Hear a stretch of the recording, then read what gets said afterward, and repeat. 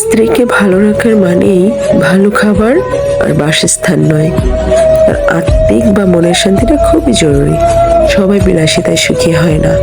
একজন স্বামী মানে যার হাত ধরে তার স্ত্রী সব ছেড়ে আজীবন কাটিয়ে দিবে, যার ফলে তার সর্বগুণ থাকা প্রয়োজন।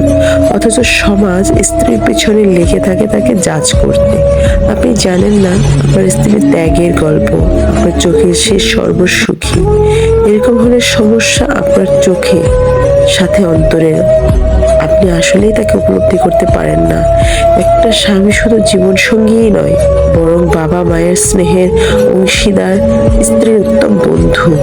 অথচ আপনার মধ্যে ইগো কাজ করে। স্ত্রীর উপদেশ যদি শুনতে শরীরে জ্বলে, তাহলে বুঝে নিন শয়তান আপনাকে অহংকারে কাবু করে ফেলেছে।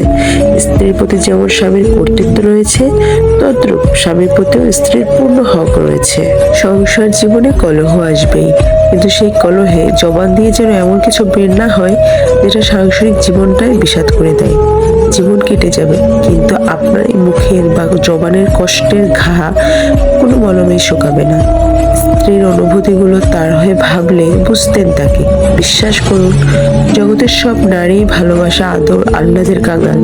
এসব দিয়ে প্রতিটি নারীকে সহজেই কাবু করা যায়।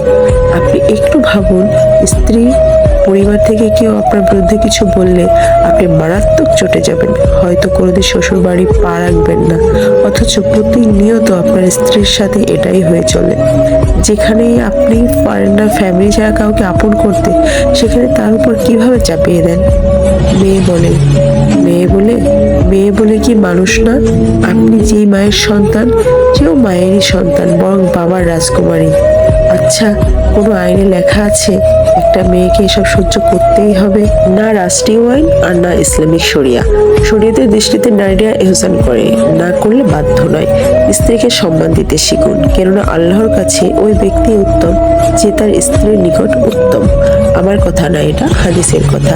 একজন স্বামীকে খুব বেশি সাপোর্টিভ হতে হয়। উত্তম জীবন সঙ্গী না পেলে জীবনটা এত বেশি তিক্ত হয়। এটাও ঠিক, সবার নসিবে সব জোটে না। থাক না, অপূর্ণ চলুক এভাবেই। এই তো কয়েকটা দিন, মৃত্যু আসলেই তো সব শেষ। দুনিয়ার কষ্টের বিনিময়ে আমার আল্লাহর কাছে সুখ চেয়ে নেব পরকালে। এই গল্পটি আমার ফেসবুক থেকে পাওয়া। যদিও এটা গল্প, তবে আমি মনে করি এটা প্রত্যেকটা নারীর মনের কথা, মনের ভাষা।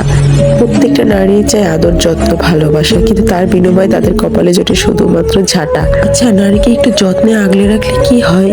একটু যত্নে আগলে রাখুন না, দেখুন কত সুন্দর আপনার সংসারটা চলে যাবে। মৃত্যুর আগ পর্যন্ত আপনার সংসারটা একটা জান্নাত হয়ে থাকবে।